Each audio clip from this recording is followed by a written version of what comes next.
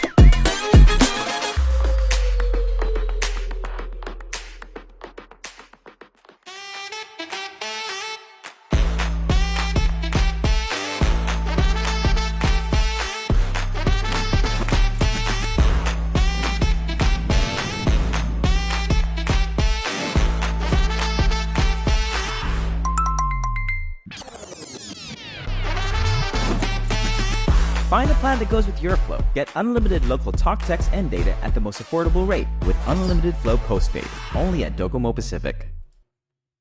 Wendy's Guam is back. Wendy's Guam's new Thin Mints Frosty is here. It's swirled with Wendy's chocolate mint sauce, inspired by the flavor of Girl Scouts Thin Mints. This is no dream, people. Be sure to get your hands on that minty, chocolatey, frosty goodness while you can. The new Thin Mints Frosty won't be around forever. Head on over today at Wendy's. Good done right. Coldstone Guam's Very Berry Non-Dairy is very, very delicious. This creation is deliciously made with silk chocolate almond milk, strawberries, blueberries, and raspberries. Vegans and non-vegans alike will fall for this plant-based, vegan, dairy-free, and lactose-free frozen dessert made with silk chocolate almond milk. Coldstone Creamery, the ultimate ice cream experience. Kandit News is brought to you by 76 Circle K Guam.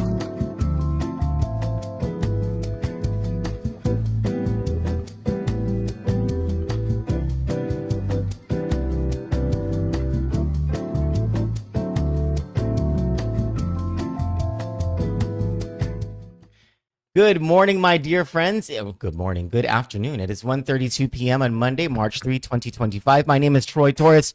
Welcome to March 2025.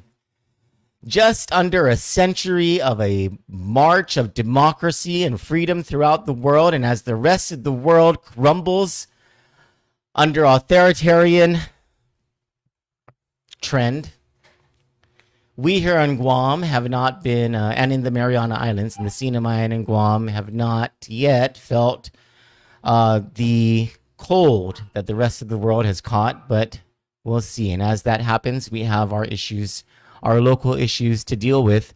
Among them is a move by the governor of Guam, thanks to the pioneering efforts of Senator Will Parkinson, to align the 1995 drug-free workplace policy instituted by then Governor Carl Gutierrez in his first year in office, taking a stance against drug use by government of Guam employees, aligning that workplace policy through an executive order issued 2 weeks ago, where she says, look, there have been a bunch of laws that have been passed, including the decriminalization of cannabis, since 2013, with the Medical Cannabis Act, followed shortly after that by the Recreational or the Adult Use Cannabis Act, followed last year by Public Law 37-119 by Will Parkinson, that prohibits discrimination in the workplace.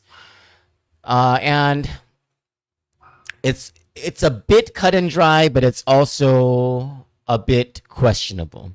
The cut and dry of it is the intention of the law was to prohibit all employers, both in the public and the private sectors. Hi, good afternoon, everybody. Sorry, I'm just seeing your messages. Sometimes I don't see everyone's comments until afterward, but good afternoon, Brother John Savaris. I hope you run for senator in 2026, by the way.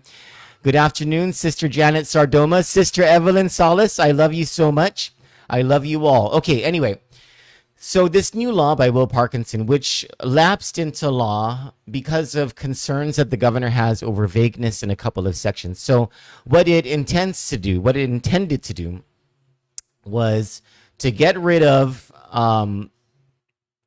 pre-screening requirements dealing with cannabis, meaning if your place of employment had a policy that you could not be hired if you tested positive for cannabis use simply, they could no longer do that. The law says you can't do that anymore. You can no longer discipline an employee for simply testing positive for cannabis. Now, the governor, in her letter to the legislature allowing it to lapse into law on July 22, 2024, she says, okay, this is good. This aligns with the current laws, et cetera, right? Like, we've decriminalized cannabis, and it only makes sense to institute a law like this. However, the governor said a couple of the sections of the law make it unclear as to whether employers can discipline employees who are cannabis impaired on the job, meaning they're high on the job. That is still something that's left up to every employer to decide whether or not to prohibit. You would expect that things like employees like that whose main job is to drive around on the roads, or it's a direct result of their job description, they're supposed to be driving or carrying heavy equipment or dealing with kids or things. You would expect that private sector employers would prohibit cannabis usage or cannabis impairment being high on the job, right? In the government of Guam, it has been prohibited since 1995, according to the drug-free workplace policy instituted by then Governor Gutierrez.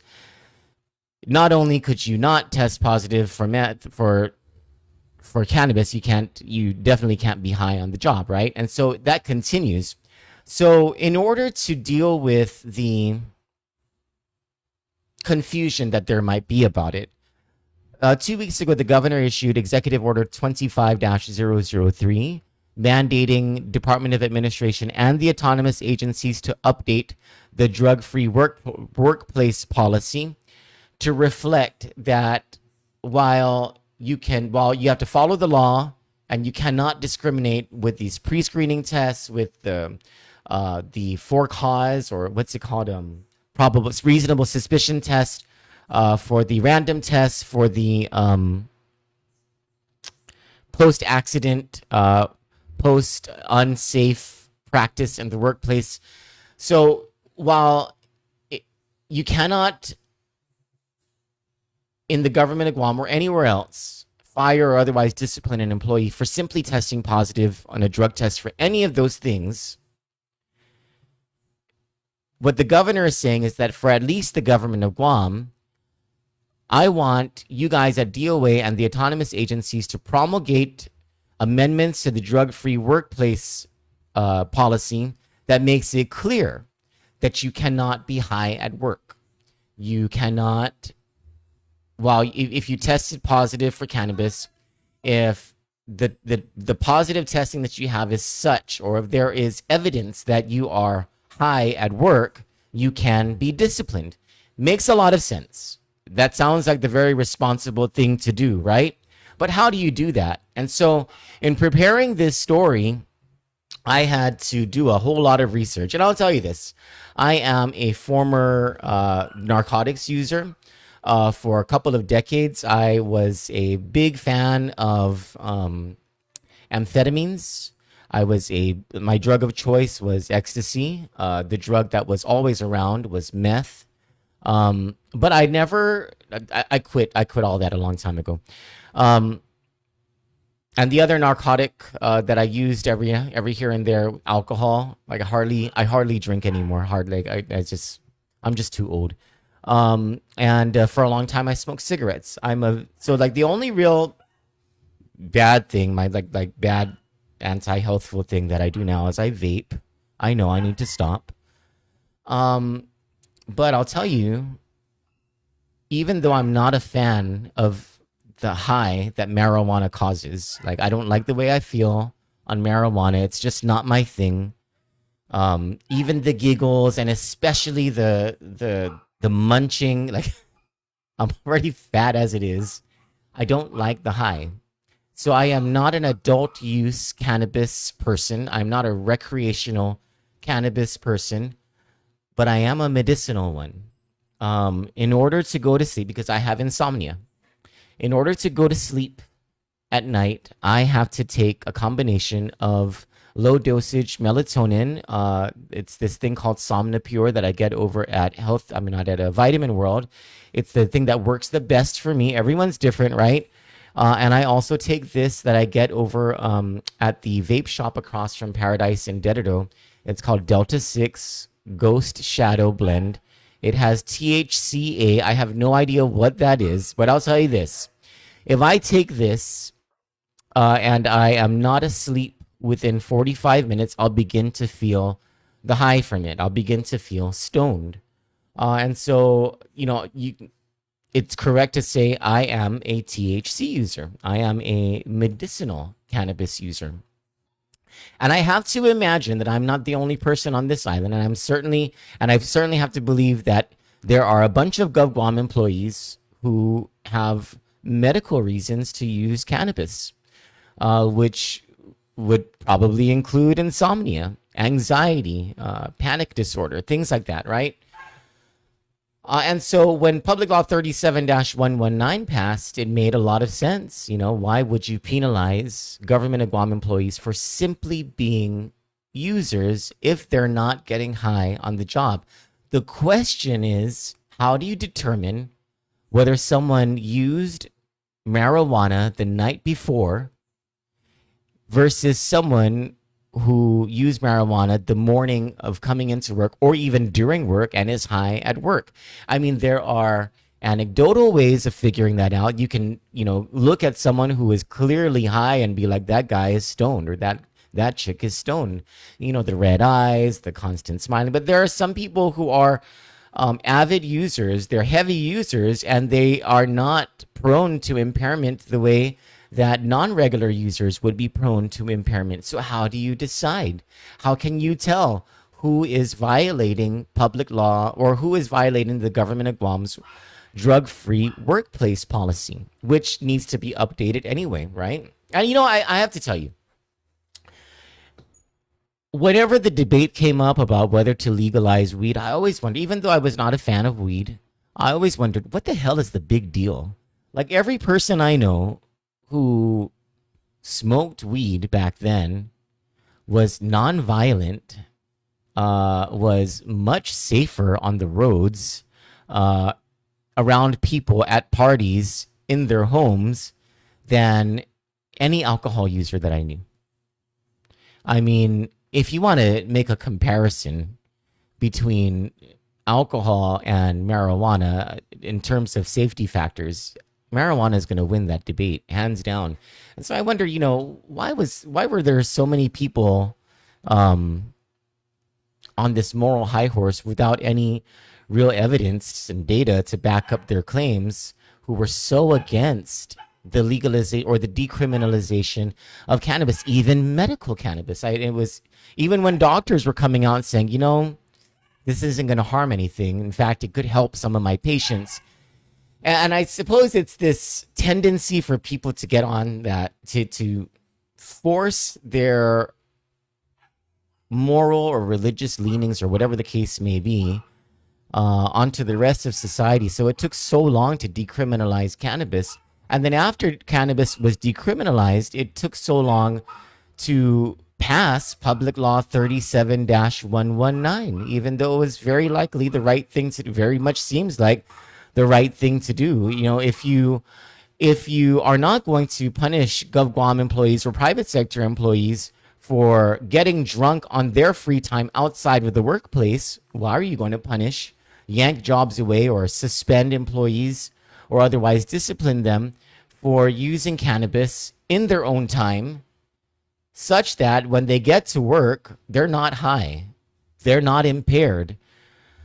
And so then the question becomes, well, you can test for alcohol impairment. You can do the breathalyzer test. You could even do the urine test or whatever.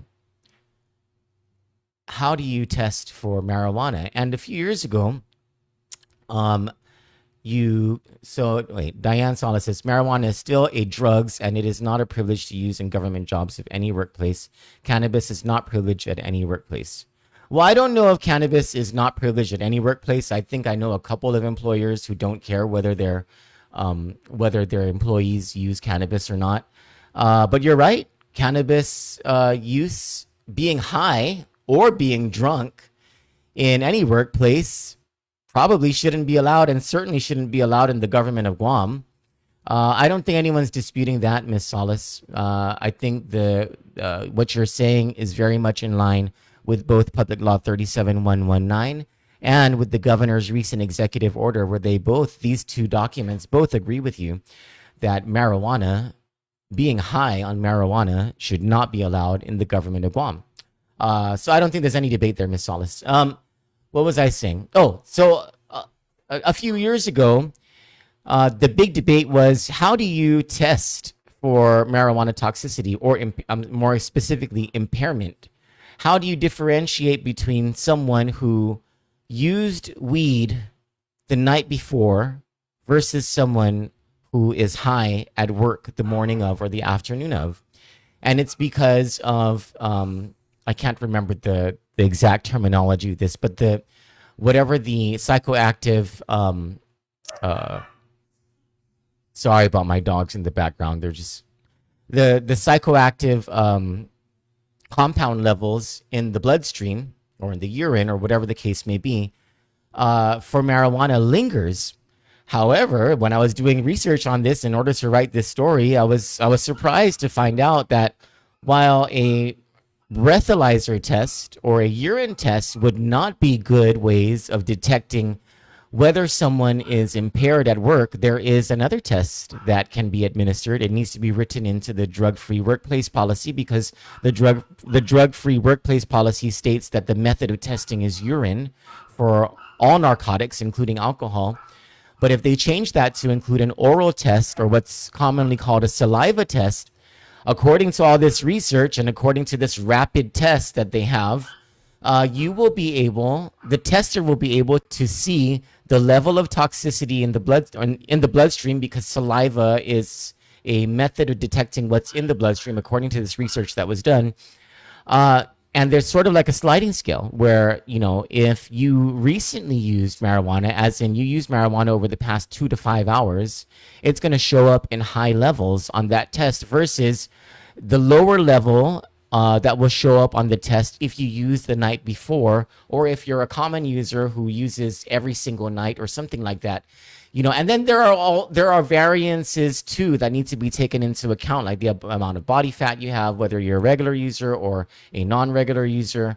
There's a whole bunch of different things that come into place. So what this research by these scientists at the University of Sydney, Orasure Technologies, the Insurance Information Institute, what they're all saying is, you use the saliva test, the employer, the supervisor or whatever, is able to see the toxicity levels in the bloodstream on top of other ways of determining that a person is high. So it's like the observed behavior of the person.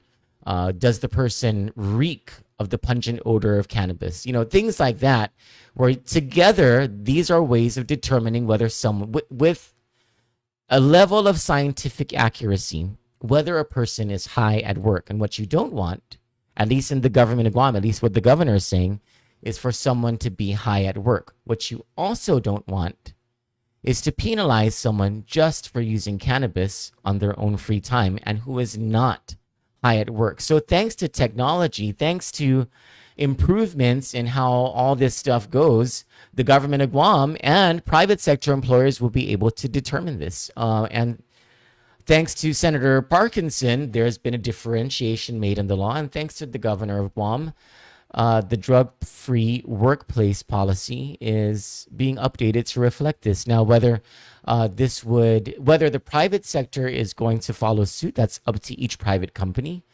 Senator Parkinson believes that the private sector employers have the tools needed. They can basically do the same thing that the governor is doing. They can institute their own policies in order to differentiate between someone who is a user on their own time versus someone who is getting high at work, and whether that's even something that a private sector employer cares about. All of that is up to the private sector employer. As for the government of Guam, the governor's taking a stand. Don't be high at work. You can get high on your own time, not advocating it, but don't be high at work, which is, I would think, generally consistent with the moral leanings of the rest of society. John Savar says, I have so much to add to this. The saliva test is the most common way to test cannabis toxicity. I believe that Colorado has been testing this for a few years now. Yeah, I've been reading this. It's not just in the United States, John. What I've been reading is it's pretty much all over places, all over the world where cannabis has been decriminalized. Anyway, I thought this was an interesting topic to cover. It probably affects a whole lot of people. And so if you think this affects someone you know, share it with that person, share it with private sector employers, share it with government of Guam employees. And I appreciate that you joined me in having this discussion. For Kandit News, I'm Troy Torres. You all have a wonderful day. God bless you. And I love you all. We got that dynamite. We got that dynamite. Find the perfect ride for you today with the New Year New Ride sales event at Guam Auto Spot. Get behind the wheel of the 2024 Outlander Sport, starting at just $22,995 or only $156 per paycheck. Visit GuamAutospot.com or call 671-478-AUTO.